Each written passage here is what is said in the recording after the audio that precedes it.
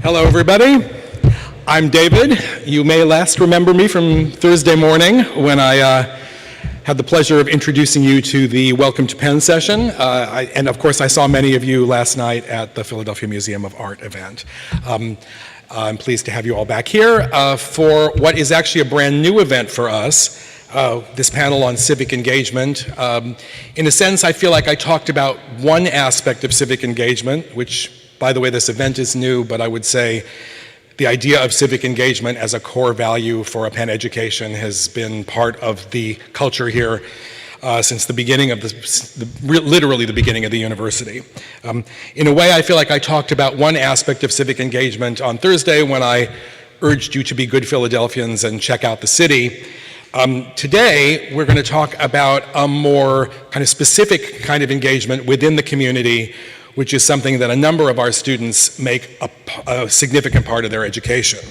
So I'm very pleased to turn this over to Professor Karin Detlefsen from philosophy, also our Vice Provost for Education, and a deep believer in this as a mission of the university, and she will in turn introduce a number of different students. So, good to see you, and welcome back to Penn.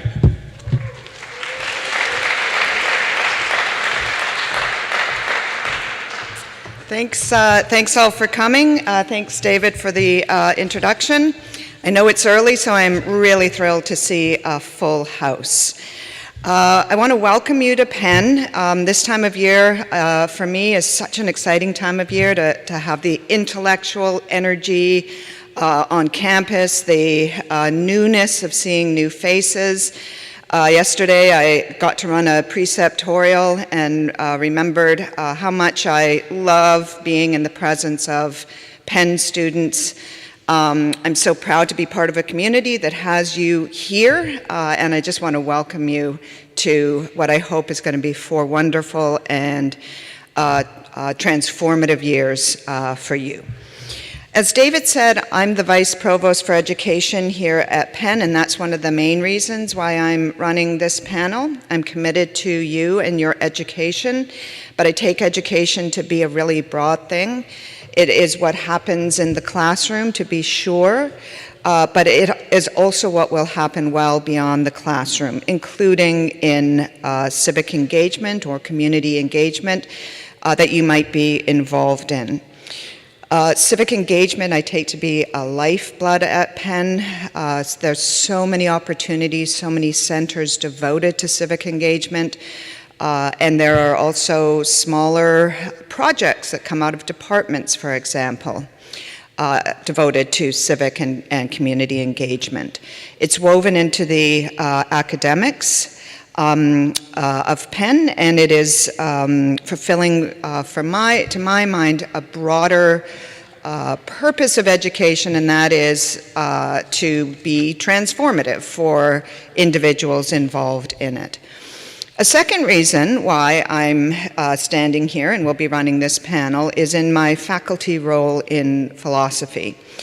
And it may seem counterintuitive that philosophers are engaged in public engagement or civic engagement. I think there might be an image of the philosopher as somebody who sits all by themselves in a room with maybe a candle back in the old days, reading books, cogitating, mulling over things all by themselves. It's just not true. My philosophy is that people just do think philosophically.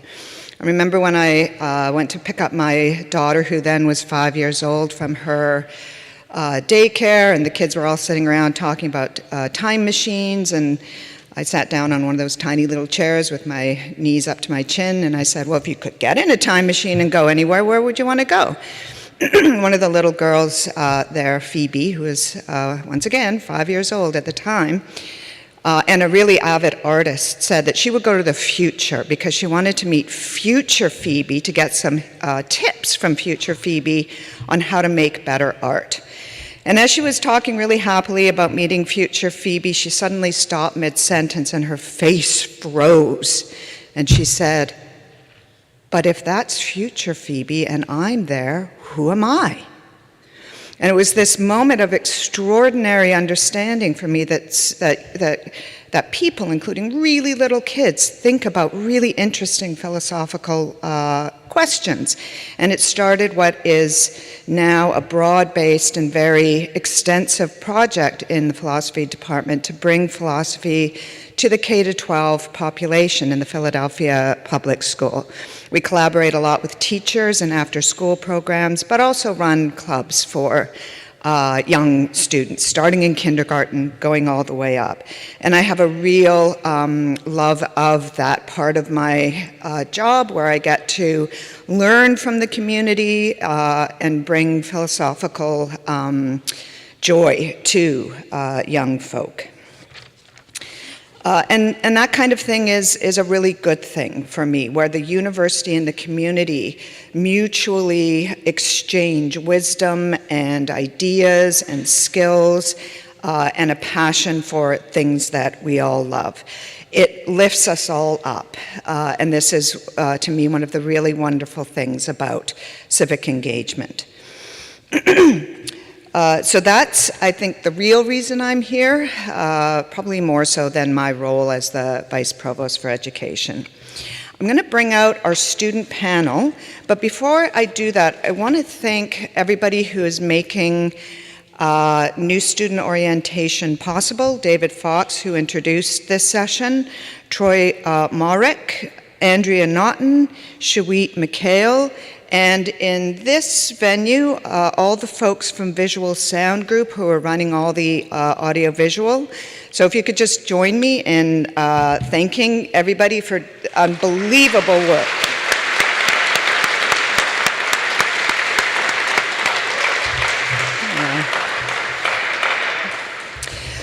So I'm going to bring out our panel. There are 6 students, 5 undergraduates and a graduate student. I will just introduce them by name, and then they'll they'll kick us off with telling us a little bit more about themselves and the projects that they are involved in. So Yasmin, Sam, Stephen, Jessica, Alexandra, and Yosef, come on the stage. Thank you.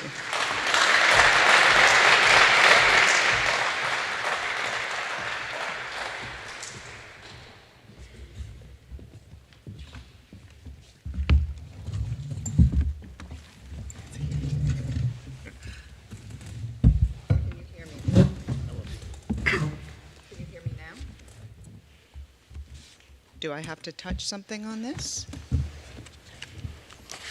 I think you're good, yeah. You just have Yours works.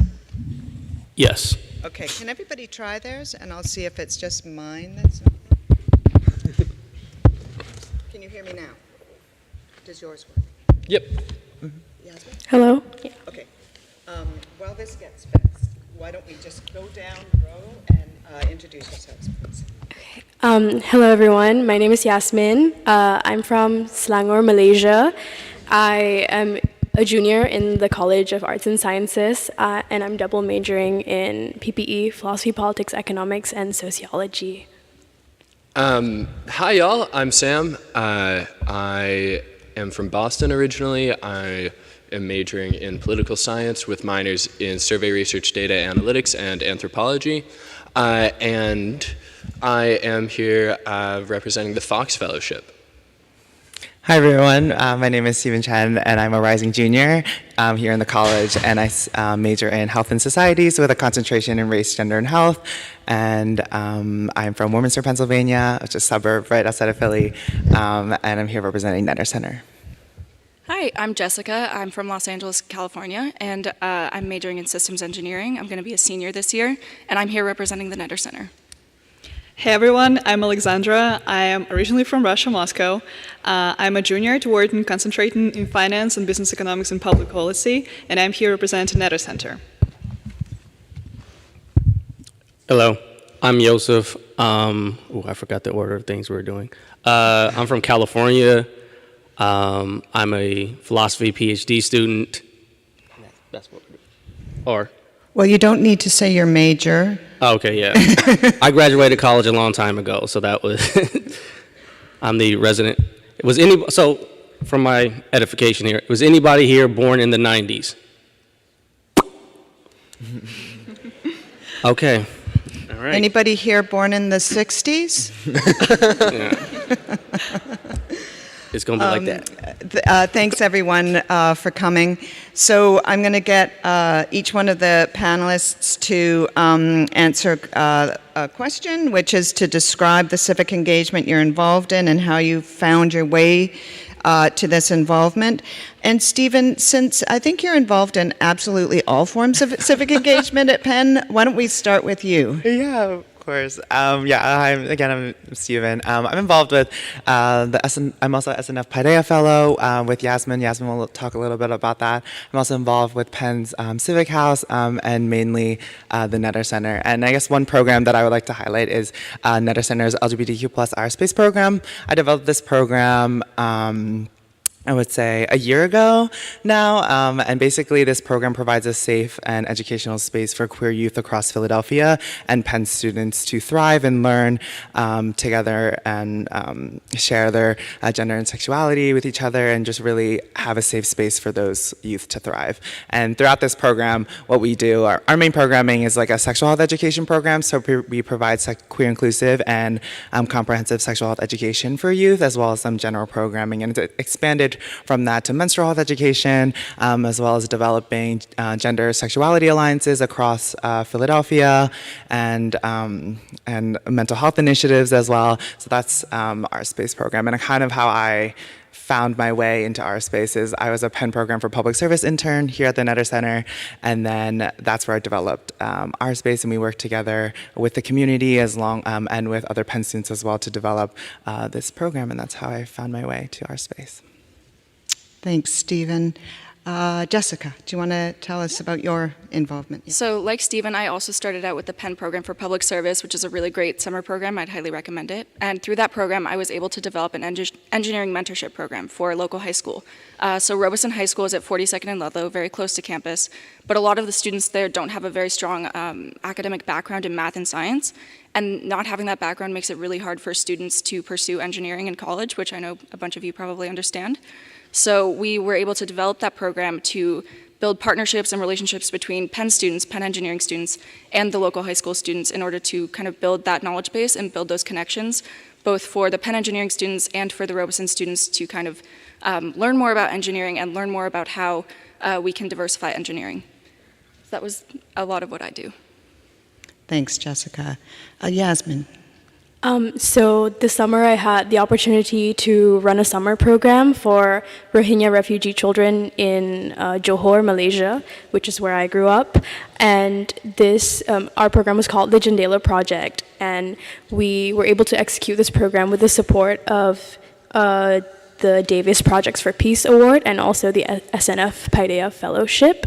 So I'm an SNF Paideia Fellow, and we were able to, my friends and I were able to get a lot of advising and support from the Paideia team to develop a proposal for our summer program.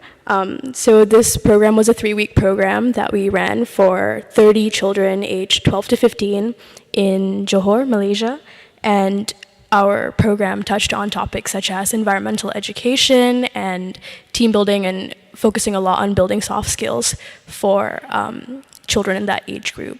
Yeah. Thanks, Jasmine. Yeah, Yasmin. Alexandra, go ahead.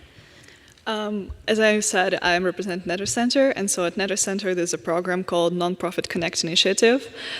Specifically, I'm involved with a group working with Wharton groups, so it's Wharton clubs and Wharton students. Basically, we're bringing students to consult for Philadelphia nonprofits, which is a great experience for both students because they get a lot of job skills, but nonprofits also get free consulting out of this, and it helps boost their performance. But Nonprofit Connect does not limit only to Wharton students. We have branches that do Penn students in general. So yeah, that's about us. Thanks, Alexandra. Sam, go ahead. Yeah. I am a Fox Fellow, which is a completely independent organization. We partner with a bunch of nonprofits, both local and national. So I personally have been working in the hunger relief and the food insecurity space.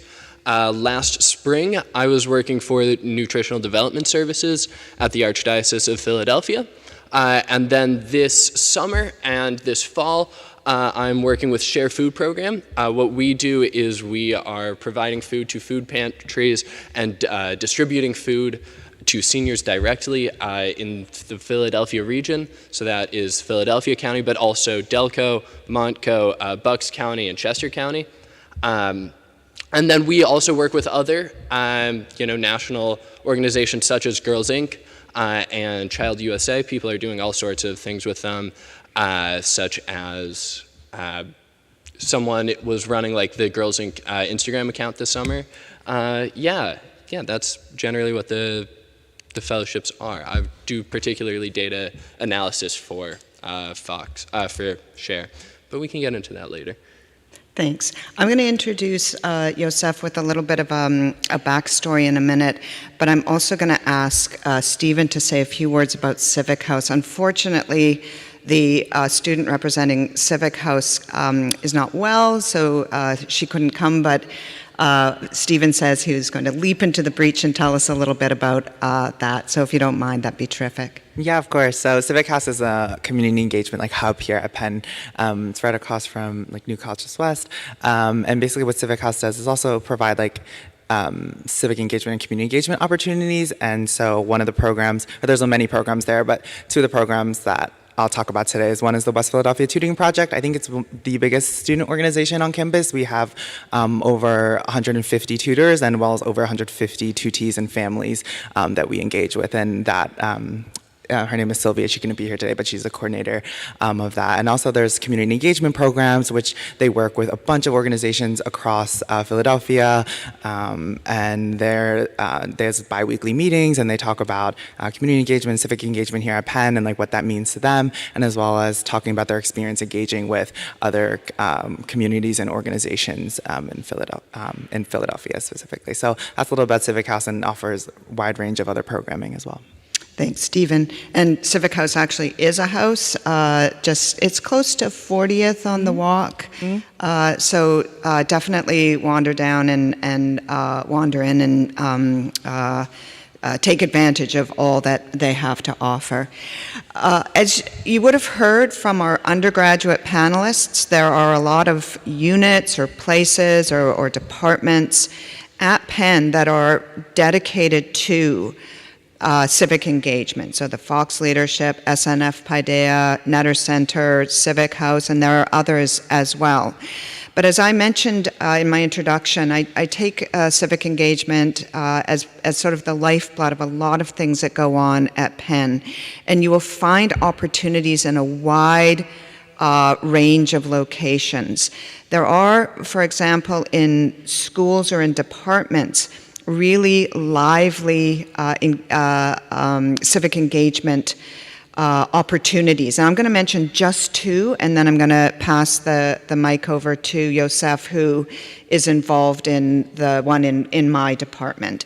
So, for example, Terry Ann Littman from nursing. I'm very sorry that we have no one from nursing on the panel. We do have engineering and SAS and Wharton. But as a friend in nursing said to me, in some sense, nursing just is all about civic engagement. There's a big element of getting out into the community to engage. But there's also this very interesting project run out of nursing, again, as I say, by a faculty member there, Terry Ann Littman. She runs the Nursing Community Engagement Project. I know she has undergraduate courses associated with that. Undergraduate researchers join that project. One of the funner things that they do is they run Zumba classes at various community centers around Philadelphia, and they connect that with research into the role of exercise in diabetes. So there's one example of within a school, a very localized form of public engagement. Here's another example. This comes out of the School of Engineering. Russ Composto there runs a project on producing heat maps of Philadelphia. And this past summer, a rising junior in the School of Engineering joined him to help create these heat maps and then to start to connect with community organizations across Philadelphia to figure out ways of alleviating areas that have extreme heat. So partnering with a group that will plant trees, for example. And so that, again, that's a project that comes out of a school, out of a research interest of a specific unit at Penn. And then with that, I'm going to introduce Yosef, who is involved in the one of the philosophy's many, many public outreach projects, the one that I mentioned to you. So Yosef, why don't you tell us a bit about that? Yeah, so mainly in the philosophy department, our public outreach, oh Lord, sorry about that. Our public outreach sort of manifests in reaching out to local schools. So I think we go as early as elementary, right? Or yeah, so we've got projects starting in kindergarten and all the way, surprise, all the way up to 12th grade, and also a lot of after-school programs as well. I don't know who we're going to get to do the kindergarten, folks. So that'll be interesting. That's a new opportunity for folks who are interested. So mainly what I have done is I've mainly worked at the middle school and high school level, both doing what we call like Ethics Bowl, and then what we would call Philosophy Club, which has the added benefit of having free pizza. And so free pizza in middle school is like $1,000 to like a 12-year-old. Like that's big for them. And the main way we try to approach it is getting I'm gonna call them the kids, getting the kids to use like their creativity and to really have a chance for self-reflection. And that's when one of the more surprising and refreshing things about younger folks nowadays is that the amount of self-reflection they take in their daily lives. And normally that doesn't get manifested in their schoolwork. And so now they got a chance to like integrate themselves into their education and kind of use the tools of philosophy, which everyone kind of intuitively does, and all we just bring it to is just a level of awareness. And so these things can manifest in like making your own graphic novels or doing a play. The high schoolers kind of call their own shots on what they want to do. But that's really like, yeah, that's what I have. Thanks, Joseph.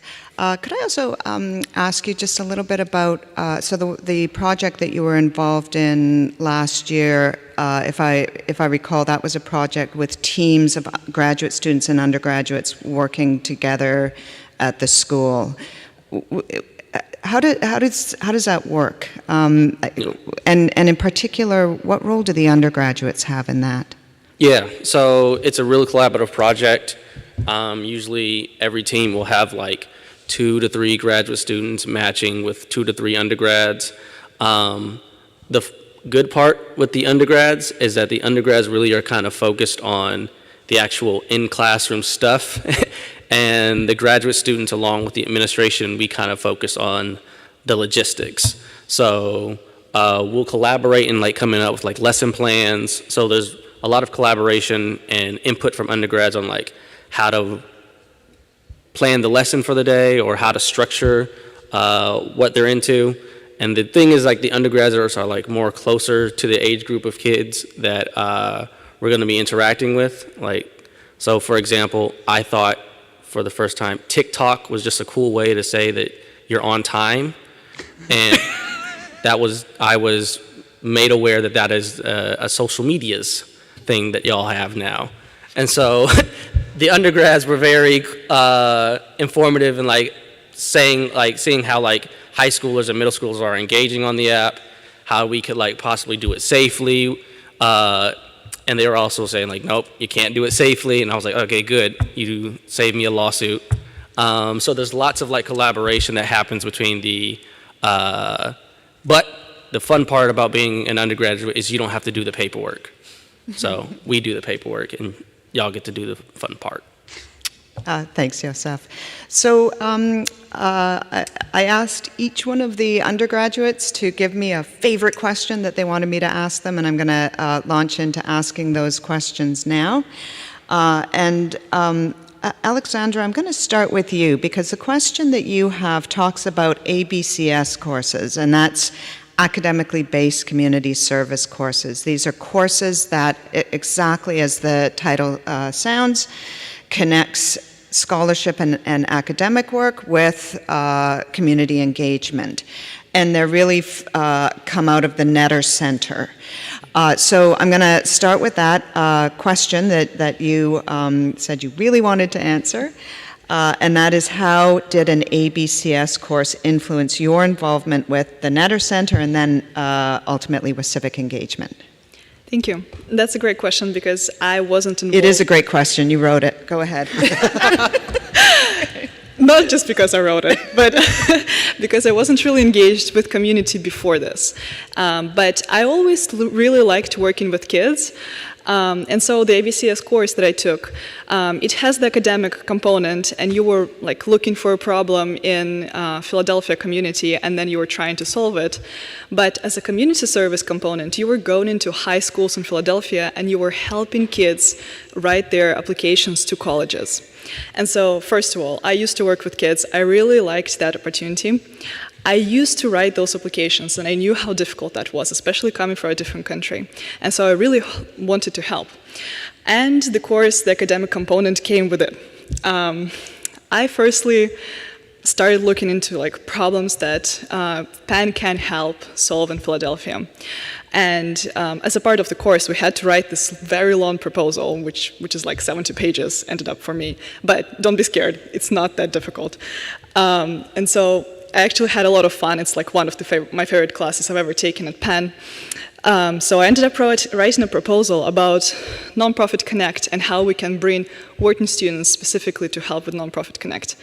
And I liked this idea so much that I ended up like finishing the course for one semester. Then I continued with the program for like 2 more semesters. I'm still with it. I really like it. We're doing it now. I'm not taking the course, but I believe in what we're doing. I believe that consulting can help nonprofits. And that's how I got involved. And if I didn't learn about the ABCS course before, I don't know if I would get involved. So I think that's a great way to start getting involved if you don't know where to start. And Netter Center is an amazing place. They will introduce you to the Philadelphia community, and they will introduce you to the community service. So yeah. Thanks, Alexandra. So Alexandra said that she was not involved in community engagement before coming to Penn. How many on the panel were involved in some form before coming to Penn? Everybody else. Can I just, any one of you, what was it that you were doing before coming to Penn, and how did it feed into what you ended up doing at Penn? Yasmin, do you want to? Yeah, sure.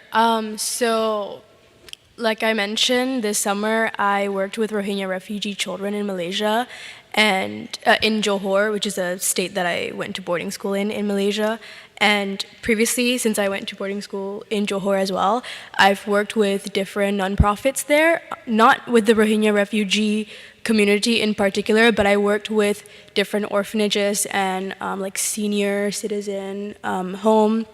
And the way it fed into my summer program that I just finished is that when we were drafting the proposal for the Davis Projects for Peace, so the Davis Projects for Peace is an award with funding award that you can apply to, and to be considered for that award, you need to submit like a 2-page proposal. So when my friends and I were brainstorming for which community we wanted to focus on for this project and this proposal, we decided to look at where we come from and like the communities that we were a part of, so that we came in with a bit of knowledge and background into community work, because I think that's very important that you just don't kind of insert yourself into a different community that you might not have any connection or like no research in.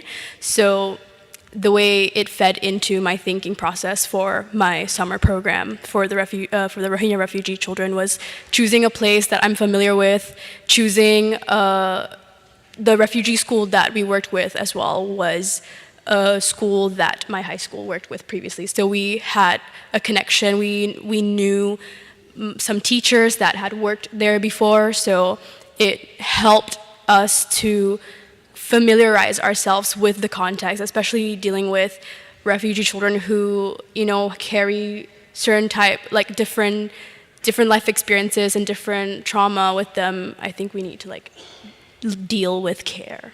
Yeah. Thanks so much. I'm going to come back to something that you said about understanding the community with which you're working in a little bit, but we'll get through maybe some of the questions that you each posed yourself. But Yasmin, before I do that, you mentioned you were part of a group who put together do you want to just give a shout out to the others in your group? Yeah, sure.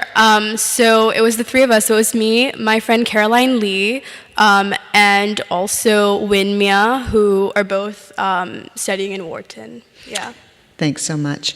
Sam,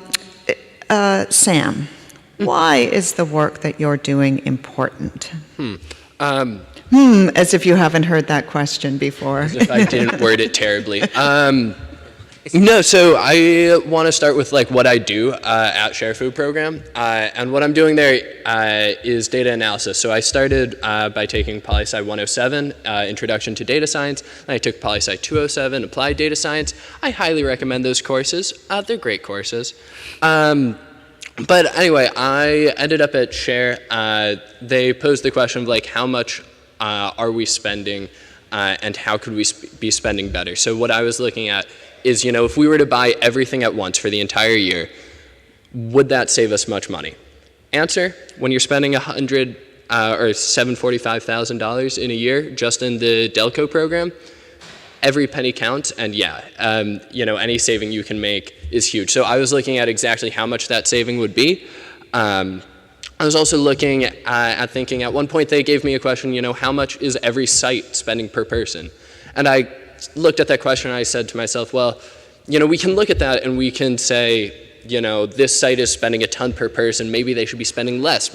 We can feed more people if we're spending less per person. But at the same time, we also don't want to compromise happiness. So part of what I've been doing is putting together a survey to make sure that the people that we are serving are as satisfied and as happy with what we're doing as possible. At the same time, the other program I was working on at Share Food program is our senior food box delivery program. So that is delivering to seniors generally in the Philadelphia area, boxes of food that last them the month. It's a really depressing program, but part of it too, you see, I was doing data entry for them, and occasionally we would see our neighbors of mine, seniors, here, on 39th and Locust, you've got the People's Townhomes. Anyway, we would send those on DoorDashes, and it also, got really depressing too when you get a DoorDasher who's delivering out food and they're saying, how can I get this for myself? And that, really emphasizes the question of how can we make sure that these programs that are feeding the Philadelphia region, how can we make sure that they are getting to everyone that they need to? And that's really where I go to with why my particular role is important. And then also in the Fox Fellowship, there's the Philadelphia Coalition Against Hunger. They're working to connect people with food distribution places such as Share Food programs, such as nutritional development services. Thanks, Sam. Yeah. Stephen, in your opinion, what does authentic civic and community engagement look like, and how is it demonstrated in your work? Thank you. I think, so the population that I'm mostly engaged with is LGBTQ plus youth in Philadelphia, and as well as the teachers who are in charge of their gender sexuality alliances, or any coordinators there that might be focusing on the specific population within the school sites, as well as health teachers across Philadelphia as well.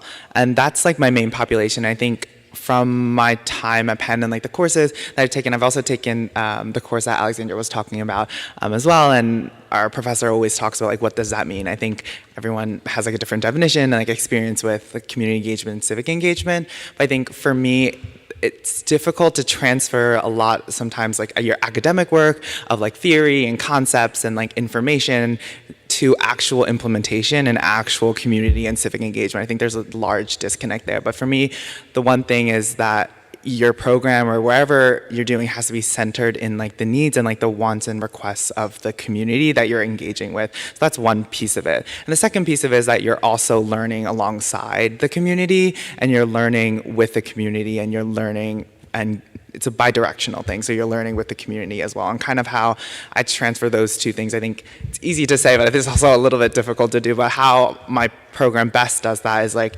our entire programming, everything that our space has become from its like creation all the way till now has been what the community has been needing. So from the very start, I was talking to the high school students. So what would you want from a program like our space? I talked to the health teachers. Like, what do you want? And so a specific example of this is the sexual health education program I was talking about. A lot of the health teachers were like, we don't know how to talk about having safe sex and teaching this to queer youth. And I was like, okay, so I heard that. And also the high school students were saying, I'm not included in health education. And then I took that and said, well, what do you want from that? And developed the entire curriculum and program from that. And that was just one example. And all of our other initiatives as well have been rooted in the students and what the community needs. So that's one piece of it. And I think that goes throughout the entire program as well, and then also the learning part of it. So what I kind of gained from, I think my students are so like smart. To be honest, they're smarter than me. So they're so smart, and like I learn so much from them all the time. We really focus on like inclusivity and intersectionality and engaging with all parts of your identity, and they share their experiences. And I think I learned so much from that I don't get from my academic courses, and even from my personal experiences as well. So that's it. And again, just they shape my entire program, all the way from what we're doing next semester, what we're doing next week, and all the way to like what food we're having. We have food every week too, so they get to pick, do we eat Han Dynasty this week or something else, and I use my funds. So even all the way to those tiniest things that's like centered in the student. So I think that's what, for me, what authentic community engagement like looks like, and what that actually I think should be.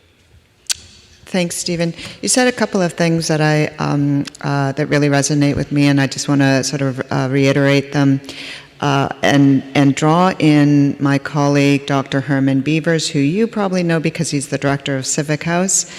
And he said something. This was years ago. He said something to me that was that stuck with me and that I remember all the time. And that was, he says, when we interact with the communities around us, it's really important that we don't think of the folks we're interacting with as coming from broken communities. This is not the case. And that was, I think, a really important thing to hear. And it connects with what you said about this symmetry, this flow. I try to think about what Penn's role is, or how to think about the relationship, or how to think about what community engagement means.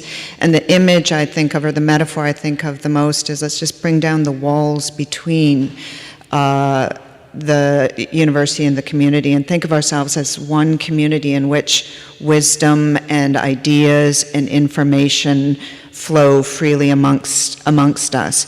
And this, the point you made about what is it that the individuals you're interacting with are interested, want, etc. I think that's really important to listen to that. So thanks for all of that. Yasmin, I'm going to come back to you and connect with something that you said before. So you had been involved in high school with some of the groups in Johor Bahru that you were involved in. And then you came back to your involvement at college. So how did your experiences in civic engagement work vary from your initial expectations, given that you'd actually had some interaction before? Yeah, so I didn't work with that refugee school in particular when I was in high school, but I know friends who did. And I think I sort of my initial expectation was sort of in like the quote that you mentioned, like coming from a broken community. I think that's sort of where I was in my thinking. I think when we hear the word refugee, like certain images come to mind, and like that happens to me too. And when I was working with these children during the summer program, I was happily surprised to see that even though, like, for example, initially I expected that there would be a big language barrier because like all my programs were in English, but I met the children and they're so good at speaking in English, and they can even speak in Malay, which is my first language. They're so well assimilated to Malay culture, and they sort of, I think that's part of probably the experience of like immigrating to Malaysia as well.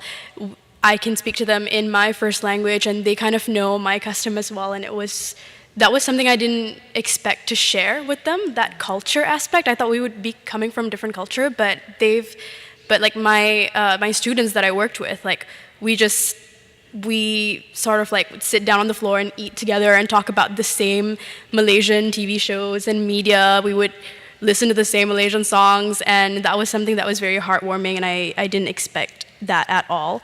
And I was really quite surprised to see that these children who carry so much trauma with them were so bright and cheerful and like dedicated in their academics. They would always listen to me. Like they would call me and my friend's teacher. Like that's just how they show respect. They would call us teacher, and they would be like, "Yes, teacher, I'll do this. Yes, teacher. Yes, teacher." And it's just so sweet. And like they would listen to our instructions when we were running workshops with them. And I also, similar to what Steven said that.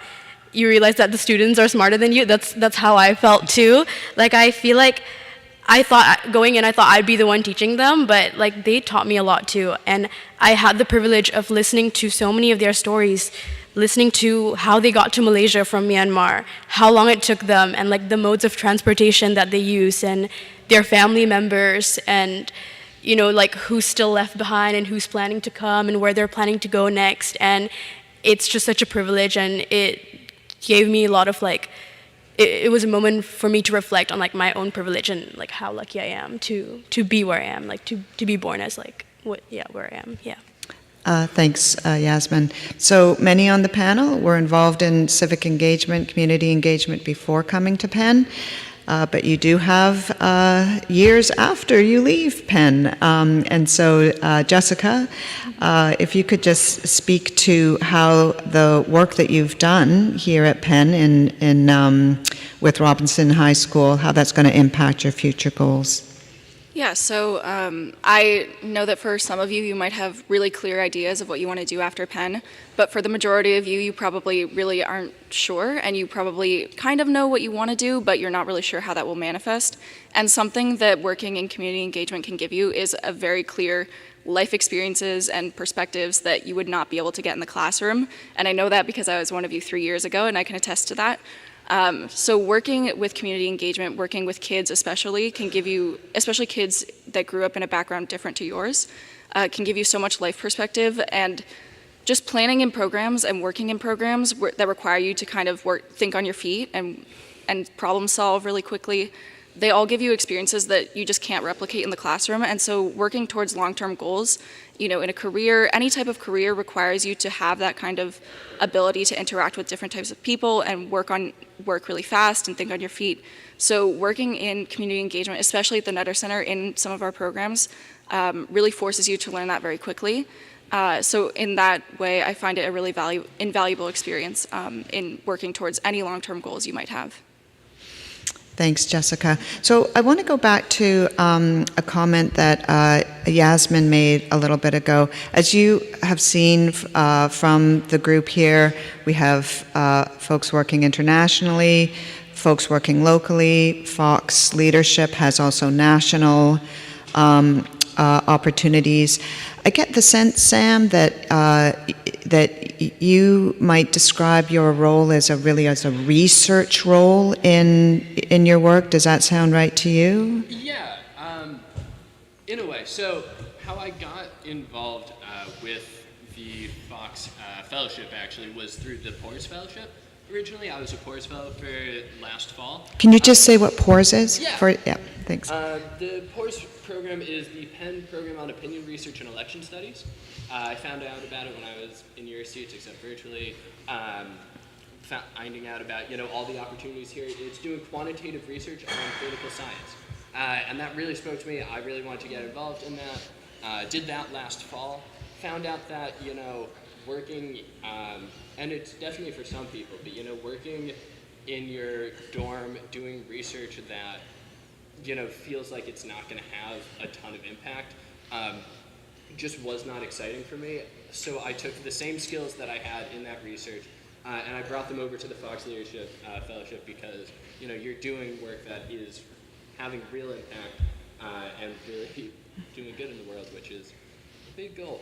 And I, in that role, am able to take questions that are given to me by the organization and really form my own research questions.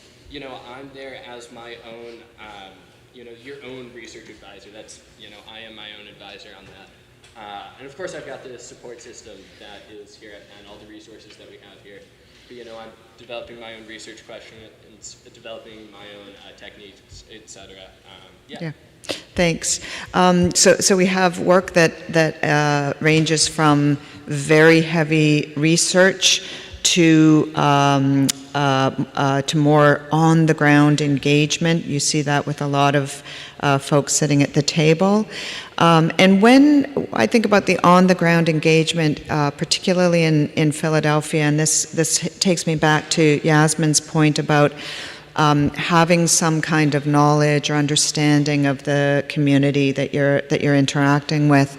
I think it's really important that we acknowledge that Penn has had at sometimes very troublesome history with the city of Philadelphia. It's something that I think it behooves us to think a lot about and to acknowledge that and to own that and to tell ourselves that what we need to be doing is getting better, continuously getting better.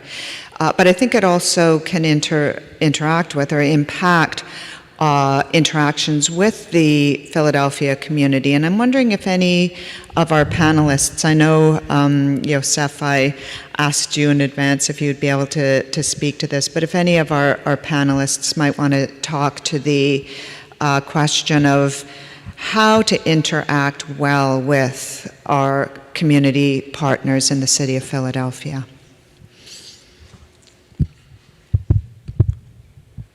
I will say, one of the things that is instrumental in actually doing the philosophy for the youth programs well is not to approach it like you are the holder of some knowledge and that you are coming to these children and here you go, here is this knowledge.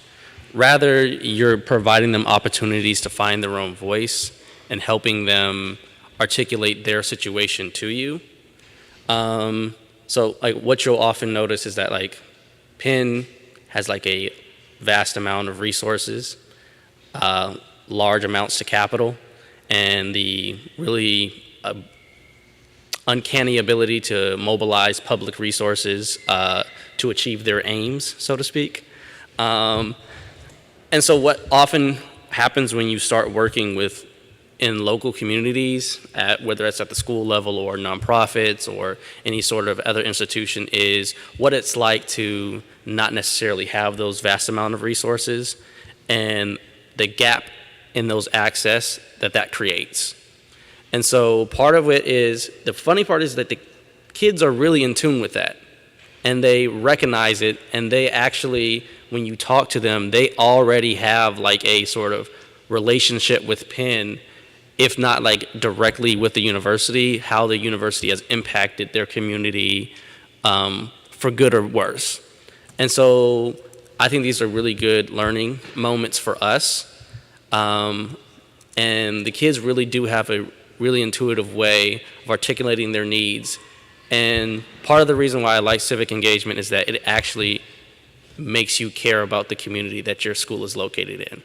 So this is me learning from my experience, because when I went to undergrad, I was just I went to school in Ithaca, New York. And so my school was just basically its own island. and I didn't know the impact that the university had on the local community. I spent one summer there, and I found out how happy they were when we go home. But this civic engagement project really allows you to understand like what the needs of the community are, as well as what we can do to like aid and partner with them, as well as like how to improve our relationship such that access to Penn becomes more positive interactions rather than negative. Thanks, Yosef. Anyone else want to address that? Yeah, go ahead, Sam. Yeah, the first thing I would say to this question is we have to realize that it's not just a history that Penn has of troublesome relationships and continues to have troublesome relationships. We look at recent stories of move bombing remains. We look at stories of the townhomes and Penn's role in protecting our own neighbors.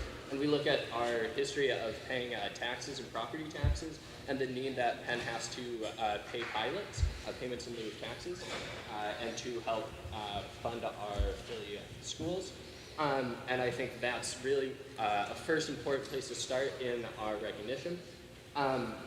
The second thing that I would also bring up is that it's really important to listen. As Joseph was saying, we, as Penn students, we all have that tendency to bring forward this knowledge as like, here, I bring you this holy stuff, and we all know how to talk. We all know how to bring forward all this stuff in our head, but we don't know everything that's here. And really, what you have to do is you have to come in ready to listen, ready to know that you don't know everything, and that you will not know everything, and ready to understand, what are the problems and how can you work in your own role, but also like what is out of your control. It's a lot of questions that you basically just have to continue asking yourself of how can you minimize the harm that you are doing, and how can you work to minimize the harm that Penn is doing. Thanks, Sam. And in many ways, Stephen, some of the things you were saying earlier indirectly addresses the question as well. We want to make sure that you have time for lunch before the next session. But I do want to get, particularly the undergraduates, although, Yosef, if being born in the 90s doesn't make you too far away from your first experience as a first-year student, moving away from civic engagement, what would you offer as a piece of advice to first-year students? What would you wish you had known or thought of if you were sitting in the seats out there? So why don't we just start with Alexandra, and we'll come right down the line. Go ahead. And Yosef, feel free to leap in whenever. Go ahead, Alexandra. So when I was a freshman, it was also online, and I was back in Russia at like 4 a.m. studying. And I wish I was not too scared to reach out to upper level students and be friends with them.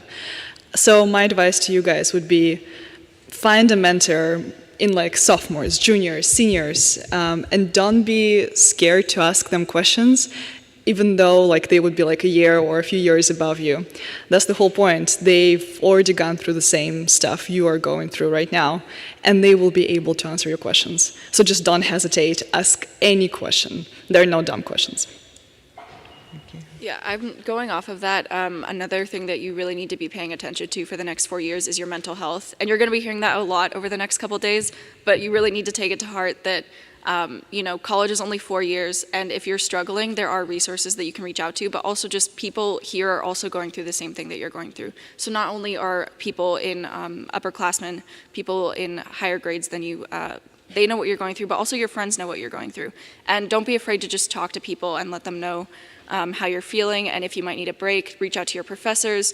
It really is, people are very understanding, especially professors. Coming out of COVID, I know that a lot of you had a very different high school experience, and so the academics here you might not be super prepared for in the way that you would like to be. And professors are really understanding of that, so don't be afraid to reach out for help. Yeah, I really like what Jessica. Thanks, Jessica. I really like what Jessica and Alexandra said. I think as like a first generation like low income student as well, like Figly groups are also will like support that as well. And so as a faculty student, like coming into college, I really didn't know what to expect, and I didn't know really anything about college. But I would recommend to just go explore like anything that you want. So if you find like a slight interest in something, it doesn't have to be such like a pre-professional club. It doesn't have to be something for your resume. Like it doesn't have to be that, and you can just go and explore things you want, or make your own thing that you want. So just really explore your passions and use this time, especially in the first and second year, to really just explore and have fun. So aside from like community engagement work as well, I'm also in like a flute group at Penn. So I play the flute and I have fun with like my other peers and things like that. So it's not all about, building resume and forwarding your career, as well as like that is important, but it's also like, I think you should really enjoy your time at like Penn, and those first 2 years are really those moments where you can do that and explore your interests.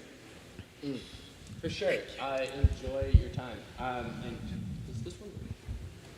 Yeah, just give it to him. Pass the mic. Definitely. Do you want this one, Jess? Enjoy. Yeah, enjoy your time here. I would also like to offer a quick bit of civic engagement advice, is that, as much as we're talking about, all these fellowships and academics, look at extracurriculars. Yasmin and I are involved in a theater group together. We're going to go to Loden after this. And, we're setting up for a play that goes up next weekend. This is a shameless promo. And, get involved in, I've really enjoyed getting involved in the arts. Also, though, for civic engagement, extracurricular, read the disorientation guide. I find it online by Googling disorientation guide UPenn. And of course, to echo what everyone else has been saying, take care of your health. Take care of your mental health. Yeah, it's really important. I would echo. Pass the mic. Okay. I would echo what everyone else has said. I would keep if I was a freshman, I would keep an open mind and go explore and go to different events, events or classes or clubs that you are interested in or you want to know more about. Just go and explore and find out first before you just make a snap judgment and say like, this is not for me, because chances are like you might go to an event or a class that you're not used to taking, and then you find out that you really like that class, and then you want to like maybe, pursue a career in that path, or like integrate that with whatever you're doing right now. So keep an open mind and explore before like you make a judgment about like what you want to do. Yeah. Thanks, Yasmin, and everyone. Yosef, you have a piece of advice? This might sound bad after we did a panel encouraging you to do stuff, but it's okay to say no to things. That's something that Penn students are like unordinarily industrious, and their schedules are like hella packed. And so if you feel like, oh, I'm doing like a lot of stuff, and you find out it's stressful and it's not like edifying you, and you're denying various parts of yourself just to fit a schedule, no, you can say no, and you can like quit things too. Like that's really fun too. You can be like, no, I quit. Yeah, but don't quit everything. But like, yeah, some things, yeah. I think that's a great piece of advice. Idleness every now and then can be a real blessing. So thank you, everyone, for your insight and your wisdom. I'm going to get, in a minute, folks to applaud you, but I do want to let you know that what we're going to do now is sort of spread out, and you can feel free to come up and talk to any one of us about any questions that you have. But please join me in thanking this wonderful group.